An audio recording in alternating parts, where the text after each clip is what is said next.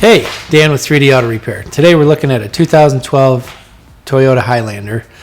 Customer came in, said they noticed the front end seemed like it was diving quite a bit more when they were hitting the brakes, and they had hit the brakes a few times kind of in a more aggressive manner and felt like the front end was really dipping. We took some ride height measurements and we noticed that the front end was sagging a little bit more than what it should be. The vehicle had about 164,000 miles on it. We talked to the customer. They had never had the front struts or springs replaced on the vehicle. We said we felt like it was about time for that to happen, as the average shock or strut life is between 80 and 100,000 miles.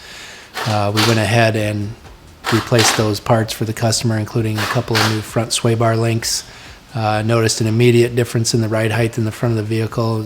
It was up about an inch versus where it was when it first came in. Checked with the customer about a week later to get some feedback on the repair. They said the vehicle didn't seem like it was diving as much under braking. It's important to note that, you know, when your front end of your vehicle dives severely when you're on the brakes, it is causing a lot of weight transfer, which overworks your front brakes and doesn't allow the rear brakes to be as beneficial to get the vehicle stopped.